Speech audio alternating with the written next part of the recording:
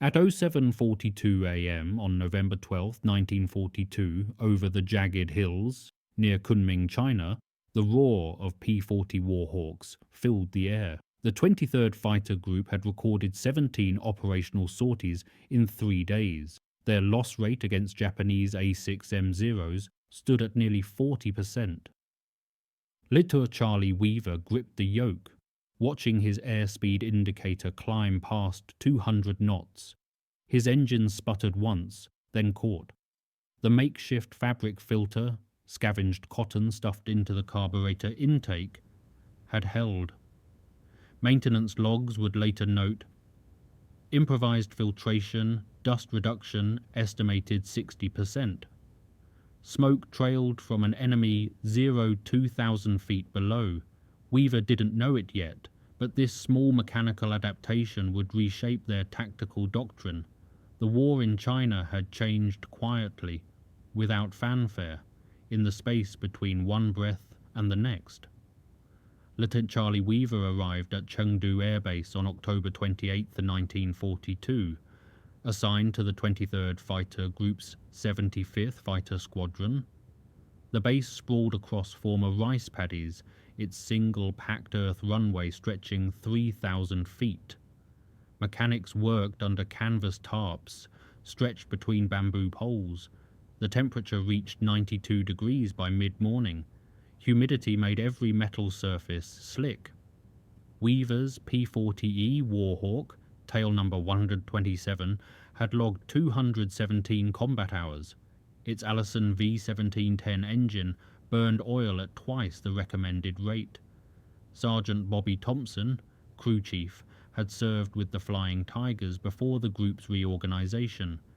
He knew the P-40's vulnerabilities intimately.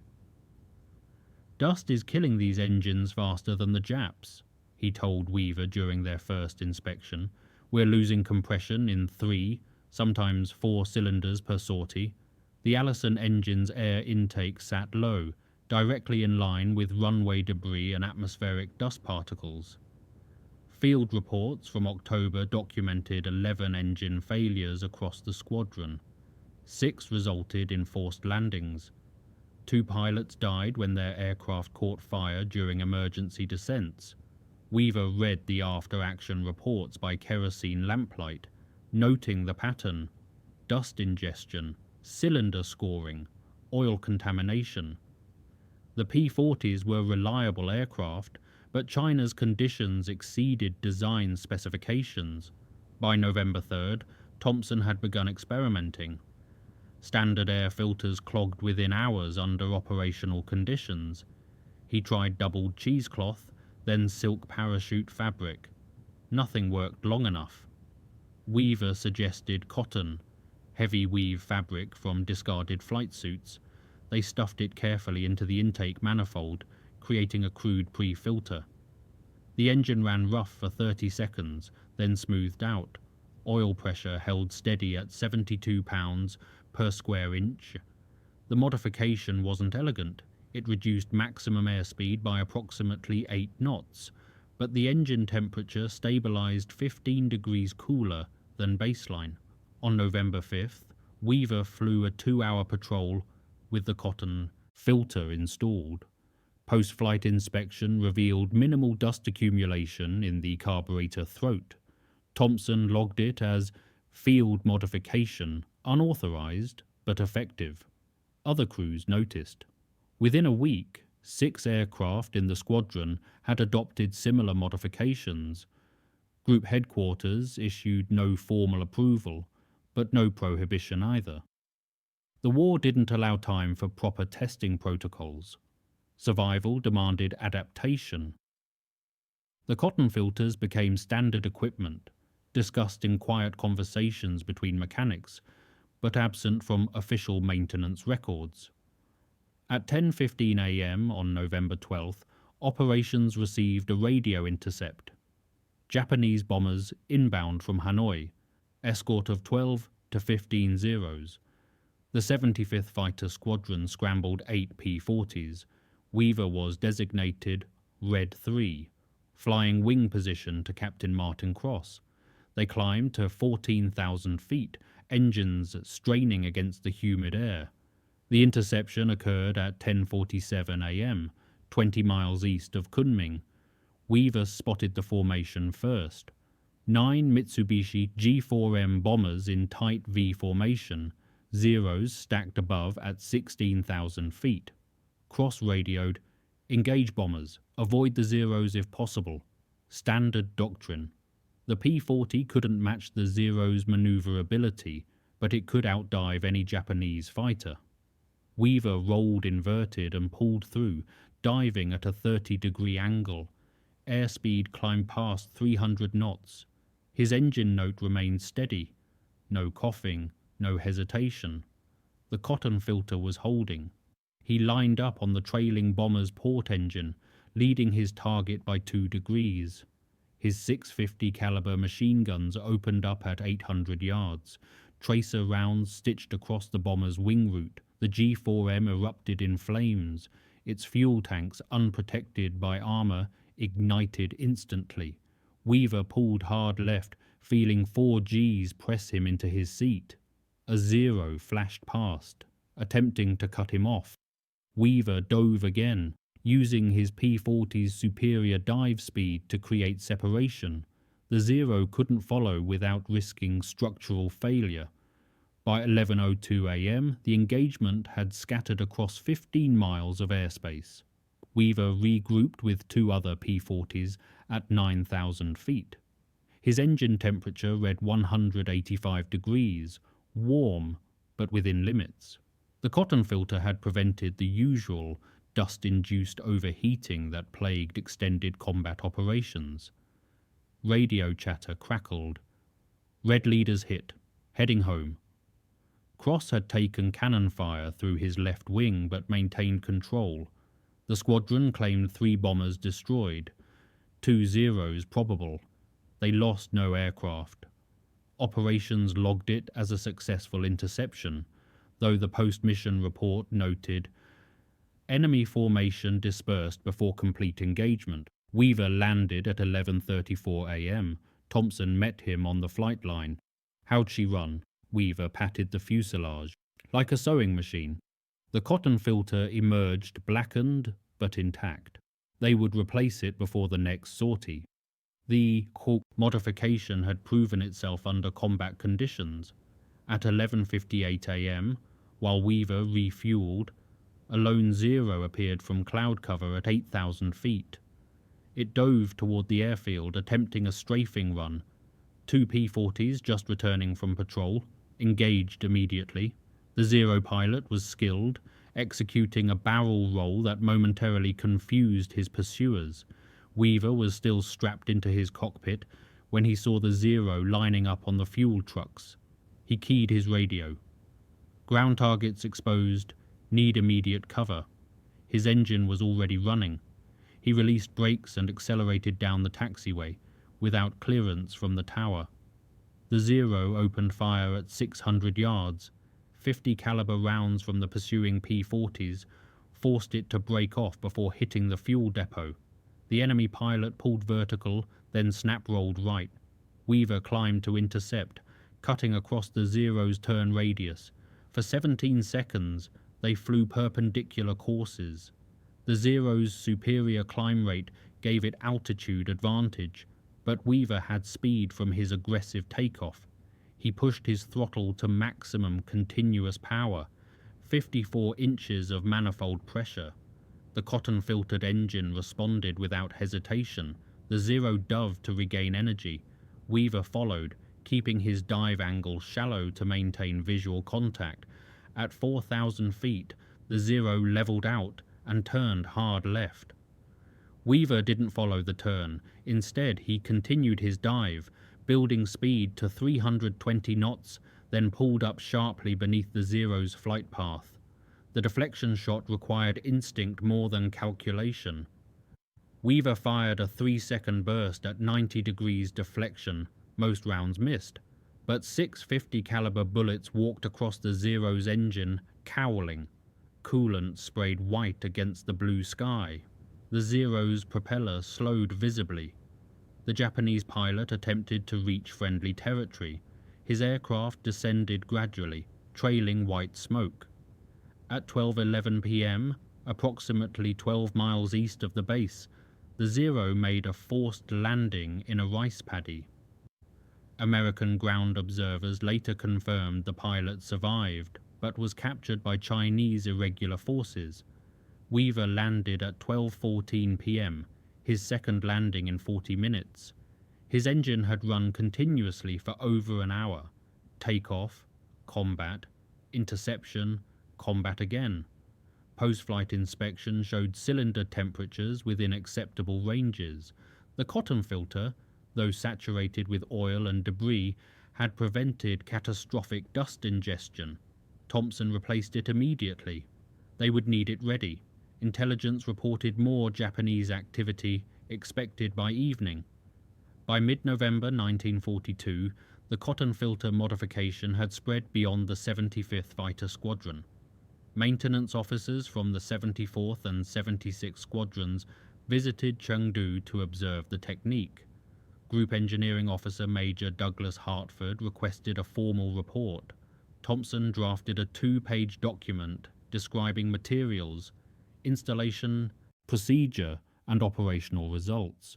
The report noted, engine operating temperatures reduced average 12-18 degrees Fahrenheit. Oil consumption decreased approximately 15%. No reported cylinder failures in aircraft equipped with fabric pre-filtration over 47 operational sorties. Hartford forwarded the document to 5th Air Force headquarters in Kunming, but the modification created new problems. Cotton degraded rapidly under sustained heat and oil saturation. Filters required replacement every 8 to 12 flight hours. Supply chains couldn't provide sufficient fabric. Mechanics scavenged parachute silk, tent canvas, even uniform material. Quality varied wildly. Some filters disintegrated after a single sortie. On November 19th, during a routine patrol, Lieutenant James Kowalski's P-40 suffered engine failure at 11,000 feet. Post-crash investigation revealed fabric fragments in the carburetor throat. The cotton filter had come apart under vibration, partially blocking fuel flow. Kowalski survived the forced landing with minor injuries, but the incident raised questions about filter reliability.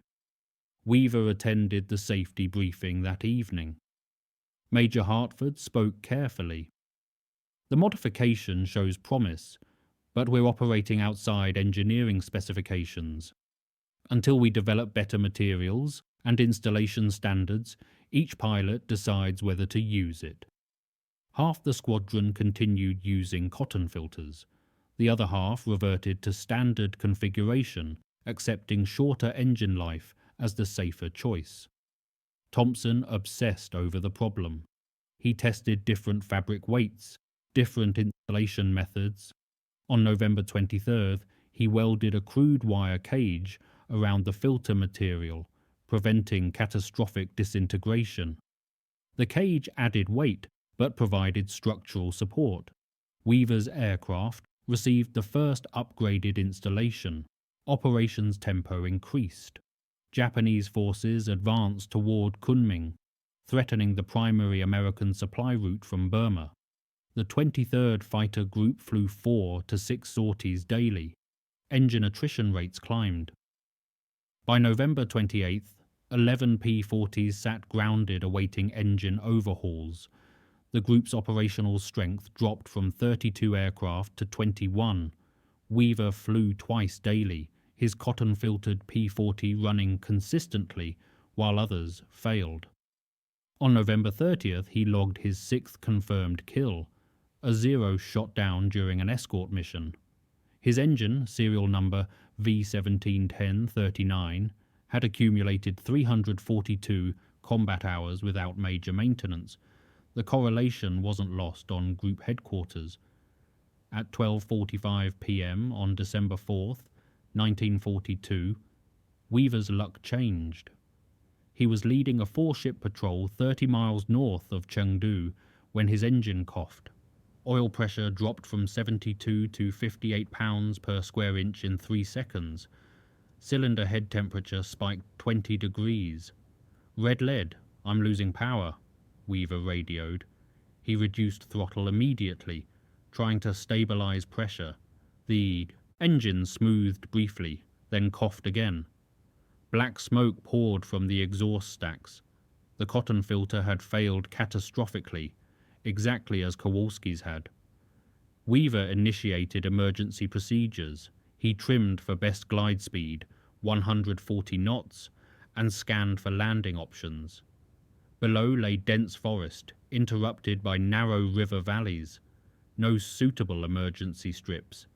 His wingman, Lieutenant Robert Chen, called out a clearing 4 miles southeast. Weaver turned toward it. The engine seized at 8,000 feet, metal grinding, horrible and final. The propeller windmilled uselessly. Weaver's P-40 became a glider, one with poor aerodynamic efficiency and high wing loading. He calculated he could reach the clearing. Barely. At 2,000 feet he realized the clearing was smaller than it appeared, maybe 800 feet long, rutted, with trees on all sides. He had one approach, no option for a go-around. He lowered his gear manually, pumping the emergency hydraulic handle 37 times. The P-40 settled heavily. Weaver touched down fast, at least 90 knots. The rough terrain hammered his landing gear. His left tire burst. The aircraft slewed sideways, then nosed over. Metal screamed. The canopy shattered. Weaver's head struck the gun sight, splitting skin above his left eyebrow. He hung inverted in his harness, blood running into his eyes. Fuel leaked somewhere. He could smell it. He released his harness and dropped onto the inverted canopy frame, then crawled clear. The P-40 lay broken, its back broken, propeller bent, engine torn from its mounts. Chen circled overhead, confirming Weaver's survival by radio. Chinese guerrillas reached him within an hour. They treated his head wound and arranged transport to Chengdu. Weaver arrived at the base at 19:30, 7 hours after the forced landing. His P-40, tail number 127, was a total loss. Thompson examined the wreckage the following day. The cotton filter had shredded completely, sending fabric fragments through the entire induction system. The modification that had saved Weaver's life a dozen times had nearly killed him. Recovery and investigation occupied the next week. Weaver was grounded with a concussion. Major Hartford ordered a temporary suspension of all cotton filter modifications pending safety review. Engineering teams from 5th Air Force Headquarters arrived December 8th to examine failed components and interview maintenance personnel.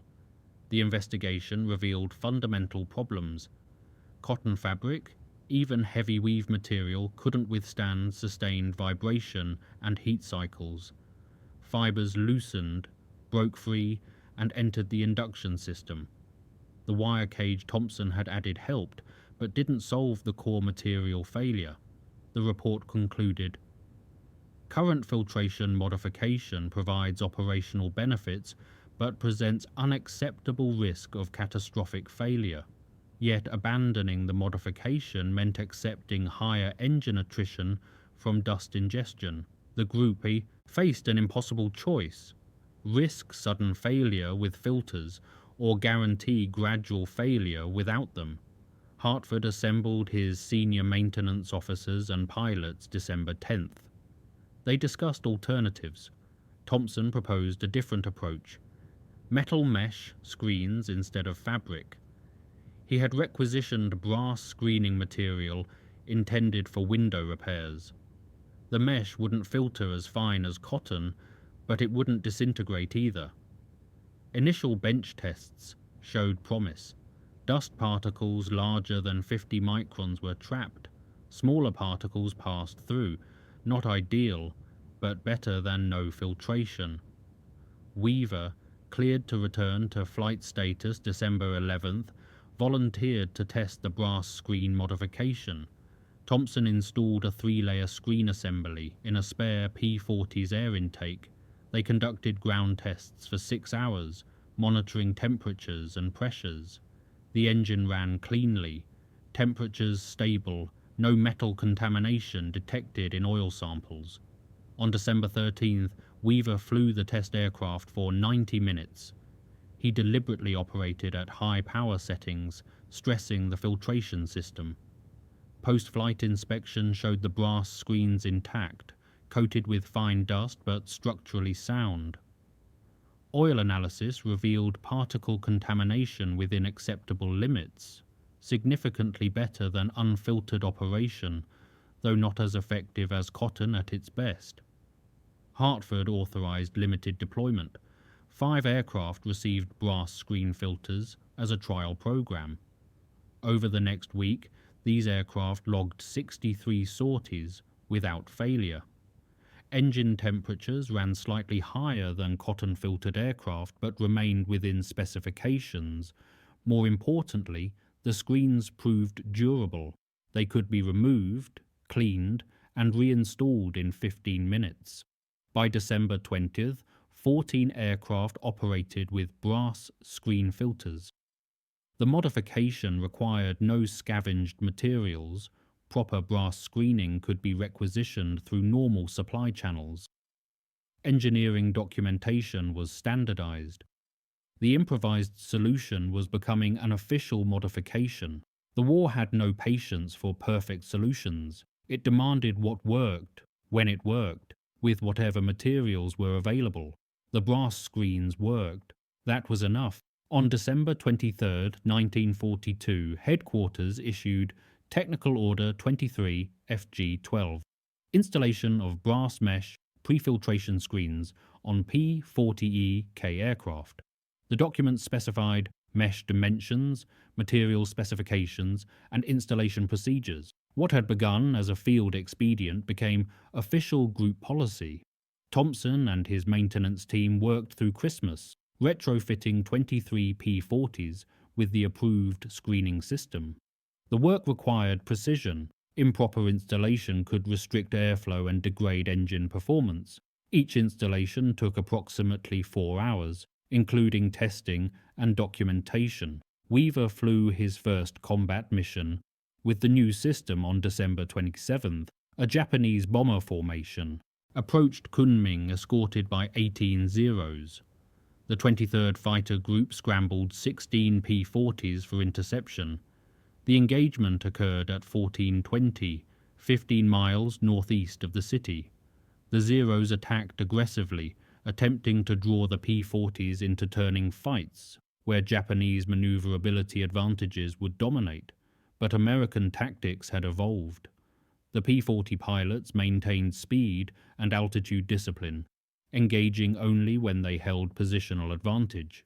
Weaver spotted a Zero climbing to attack a wounded P-40. He dove from 17,000 feet, building speed to 330 knots. His brass-screened engine ran smoothly at maximum power. He opened fire at 400 yards, walking his tracers into the Zero's fuselage. The enemy aircraft rolled inverted and dove away trailing smoke. The battle lasted 14 minutes. American pilots claimed 5 Zeros destroyed, 3 probable. 2 P-40s were lost, 1 to combat damage, 1 to engine failure unrelated to filtration. The brass screens performed flawlessly under sustained high-power operations. Post-mission debriefing focused on tactics and formations, but maintenance officers noted the filtration system's success. All 16 aircraft returned with functional engines. Oil analysis showed particle contamination levels lower than any previous mission. The modification was working at scale. By year's end, the 23rd Fighter Group's operational readiness had improved measurably. Engine failure rates dropped 37% compared to November. Aircraft availability increased from 64% to 78%. The brass screen modification, combined with refined maintenance procedures, had extended engine life significantly. Group intelligence reported Japanese awareness of American tactical adaptation. Radio intercepts suggested enemy pilots had noted improved P-40 performance and reliability. The modification's strategic impact extended beyond individual engagements. It affected enemy planning and resource allocation. Weaver wrote in his personal diary December 31st, 1942, "We're still flying old planes against superior fighters, but we're learning, adapting, surviving. The Japanese have better aircraft, we have better solutions." The entry captured the essence of air combat in China.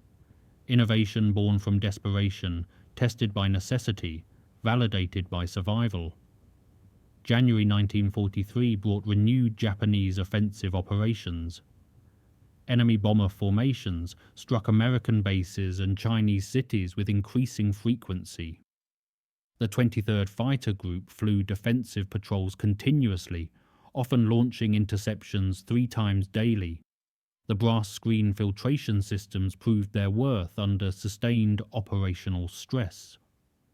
On January 14th, during a particularly intense engagement, Weaver's squadron intercepted a large Japanese formation, 22 bombers escorted by 30 Zeros. The odds were overwhelming.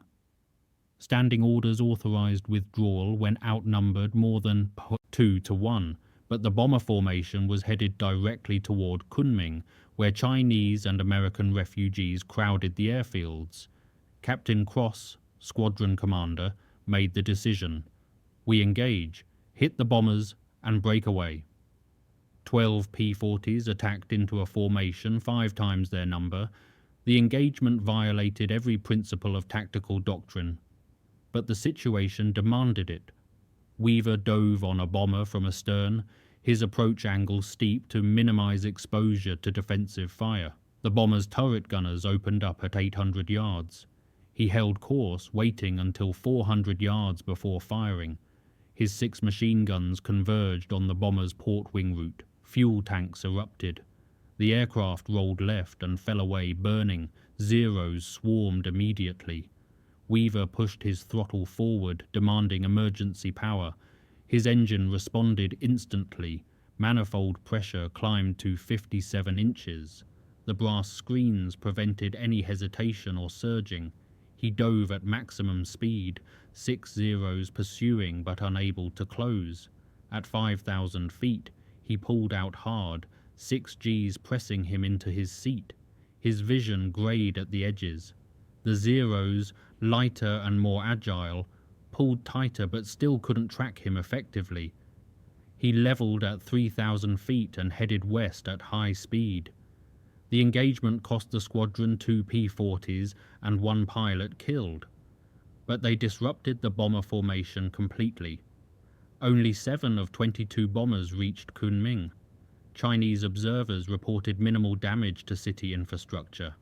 The sacrifice had been worthwhile. Engineering reports later analyzed engine performance during the January 14th engagement. All 12 P-40s operated at emergency power for extended periods, some exceeding 5 continuous minutes at maximum settings. 0 engine failures occurred. The brass screen filtration prevented dust ingestion even under extreme operating conditions. By late January, other fighter groups requested information about the 23rd's filtration modification. 5th Air Force Headquarters distributed technical drawings and material specifications.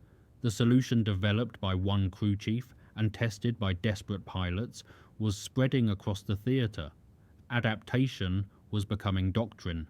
At 1550 on February 3, 1943, Weaver's aircraft suffered battle damage during combat with a Zero over Hengyang. A 20mm cannon shell punctured his oil cooler. Oil pressure began falling immediately. Standard procedure was to shut down the engine before it seized, then glide to a forced landing. But Weaver was 80 miles from the nearest friendly airfield, flying over mountainous terrain with no suitable landing areas. Shutting down the engine meant certain crash. He calculated his chances and decided to keep the engine running as long as possible, flying towards safer territory. Oil pressure dropped to 40 pounds, then 30, then 20.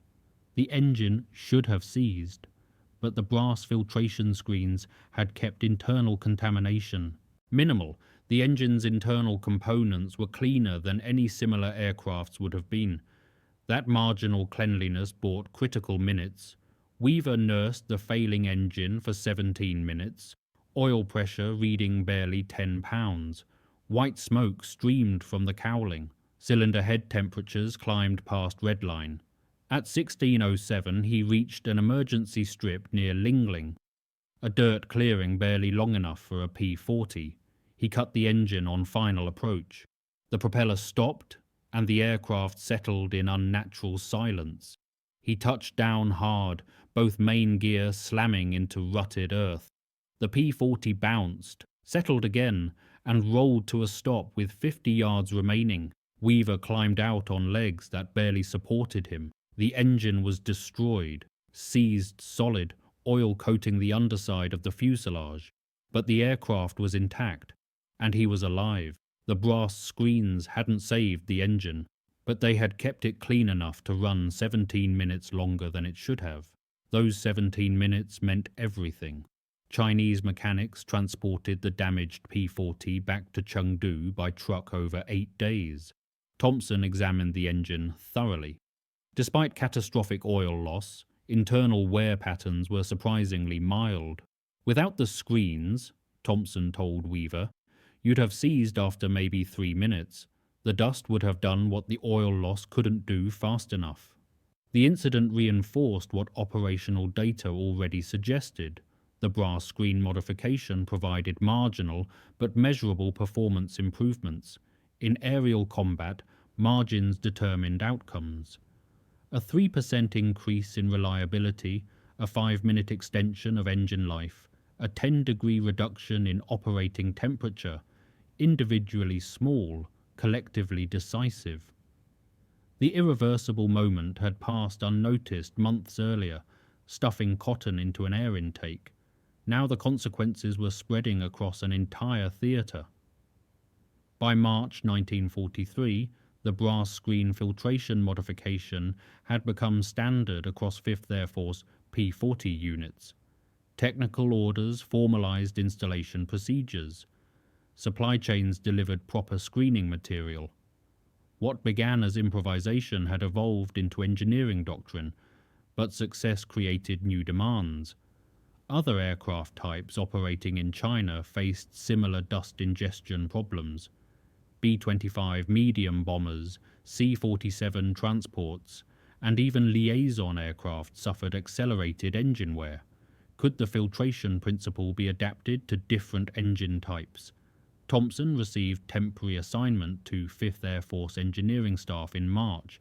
His task, develop filtration modifications for Wright R2600 and Pratt & Whitney R1830 engines used on bombers and transports. The work required different approaches. Radial engines presented different airflow patterns than the P-40's inline Allison. Weaver continued flying combat operations. By March 15th, he had logged 47 combat missions and been credited with 7 confirmed kills. His personal P-40 tail number 319 had accumulated 412 flight hours. The engine, equipped with brass screens since installation, showed remarkably low wear during routine inspections. On March 28th, a reporter from Stars and Stripes newspaper visited Chengdu preparing a story about American fighter operations in China. He interviewed several pilots, including Weaver. The resulting article, published April 5th, mentioned briefly, technical innovations by ground crews have significantly improved aircraft reliability under harsh conditions. The article reached Washington, D.C., where Army Air Forces Material Command analysts requested detailed reports. 5th Air Force forwarded Thompson's original documentation, now expanded to 38 pages with performance data, failure analysis, and material specifications. The Material Command report, dated May 12, 1943, concluded, Field modification demonstrates viability of enhanced filtration for all military aircraft operating in high-dust environments. By June 1943, engineering teams at Wright-Patterson Field in Ohio were developing production-standard air filtration systems based on the China theater modifications. The systems would eventually be incorporated into factory-new aircraft and retrofit kits for existing aircraft worldwide. Weaver learned about this development in a letter from Thompson, who had returned to Chengdu in late May. "The rag we stuffed in your intake back in November, they're building factories to make a fancy version. Guess we started something." The words understated the transformation. A desperate field expedient, refined through necessity and tested in combat, had changed aircraft engineering doctrine. The process had taken 7 months from first installation to formal material command approval. In military procurement terms, it was instantaneous. The human cost of innovation is rarely documented. Engineering reports focus on technical specifications and performance metrics. They don't record the pilots who died testing unproven modifications or the mechanics who worked 18-hour shifts, perfecting improvisations. Later, James Kowalski, who survived the first catastrophic filter failure on November 19th, died February 17, 1943, during a low-altitude strafing mission. His P-40 struck a tree during a bombing run. Investigation found no mechanical fault. Sometimes, survival is simply chance. Sergeant Bobby Thompson received a Bronze Star for technical achievement in May 1943. The citation read, "For developing and implementing critical aircraft modifications under combat conditions, significantly improving operational readiness and mission effectiveness." Thompson kept the medal in his toolbox next to worn wrenches and oil-stained manuals. By summer 1943, the air war in China had evolved. Japanese forces were withdrawing from some areas, consolidating in others.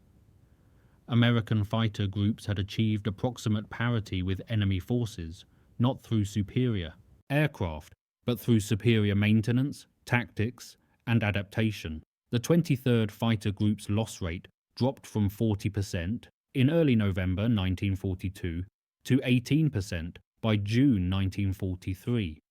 Engine-related mission aborts decreased 71%. These statistics represented lives saved, missions completed, and strategic objectives achieved. They also represented countless hours of unglamorous work, cleaning screens, analyzing oil samples, documenting failures. Weaver completed his combat tour in August 1943 with 12 confirmed kills and 3 probable. He returned to the United States, where he eventually instructed new fighter pilots in advanced tactics. He never flew combat again. In post-war interviews, he consistently credited survival to his crew chief's mechanical skill more than his own piloting ability. Thompson remained in China until March 1945, eventually becoming maintenance officer for the entire 23rd Fighter Group. He survived the war and returned to Indiana, where he operated a small aircraft repair shop until retirement. He rarely discussed his wartime service, except occasionally with other mechanics who understood what it meant to keep aircraft flying under impossible conditions. The brass screen filtration modification became a footnote in aviation history, mentioned briefly in technical manuals, occasionally cited in engineering studies. It never achieved the recognition of more dramatic innovations like radar or jet propulsion. But for the pilots who flew missions in China between 1942 and 1945, it represented something more fundamental. The principle that survival depends on thousands of small improvements, each tested under fire, each refined by necessity. Archival records from the 23rd Fighter Group provide quantitative assessment of the filtration modifications' impact. Maintenance logs from November 1942 through December 1943 show measurable improvement in engine reliability across all metrics. Engine overhaul intervals increased from an average of 187 flight hours in October 1942 to 276 flight hours by December 1943. A 48% improvement. Oil consumption decreased by an average of 0.3 quarts per flight hour. Cylinder replacement rates dropped 34%. These improvements translated directly to operational availability. In October 1942, the 23rd Fighter Group averaged 23 aircraft operationally ready from a paper strength of 32, 72% readiness. By December 1943, average readiness reached 84%, despite increased operational tempo and aging airframes. The modification hadn't made P-40s superior to Zeros, but it had made them reliably available when needed.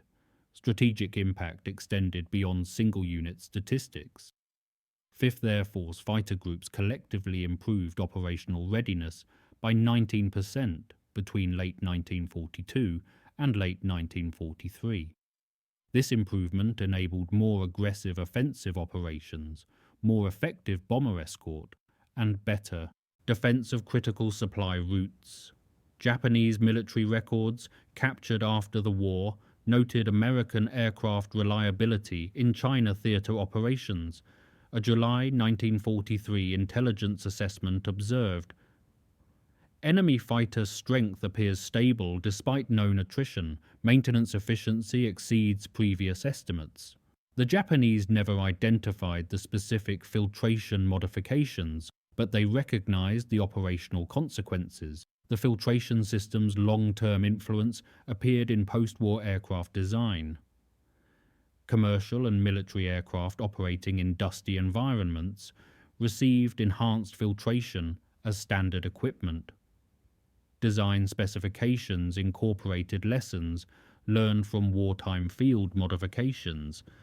The principle that atmospheric contamination must be addressed systematically became fundamental to aviation engineering. By 1950, the specific brass screen modification used in China had been superseded by more sophisticated systems, but the approach remained: identify environmental challenges, develop practical solutions, test under operational conditions, refine based on results.